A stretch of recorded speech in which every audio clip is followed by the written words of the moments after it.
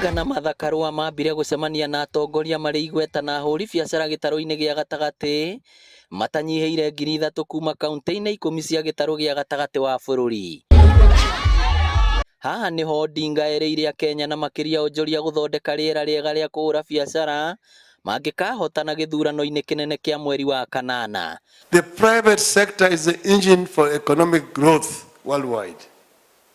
And therefore, a government needs to create an enabling environment for the private sector to thrive.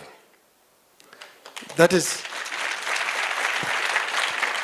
and in do that by removing restrictive laws, removing bureaucratic red tape, so that the private sector can be able to move and create wealth. Tukishinda, tunataka ushindi ambao hata mtoto mdogo ataambia mwenye kushindwa wachana imeenda. Ona gũkĩrĩ ũguo ugĩte ũndũ ũmwe ũgũmĩire biacara gũkũ bũrũri-inĩ nĩ marĩhi ma igũrũ ma magoti, gũkũ akĩhoya thirikari ĩkirĩrĩria ahũri biacara arĩa matarahota kũrĩha magoti ihinda-inĩ rĩrĩa rĩagĩrĩire. If taxes are just too high, there's a tendency to evade them. But if they are low and they are manageable, people will pay. So what you need to do is to spread the net. Muangalie tukipewa nafasi tulifanya nini. Mimi nilikuwa waziri wa maji, sitasema ile nilifanya, munaelewa sababu nilizuru area zenu nyote. Na zile reforms zingali zinaendelea. Augĩte atĩ angĩkahotana, thirikari ndĩgetĩkĩria honge ciayo ciagagie biacara nini na nene nginya cikinye handũ ha gũthugunda kũhinga.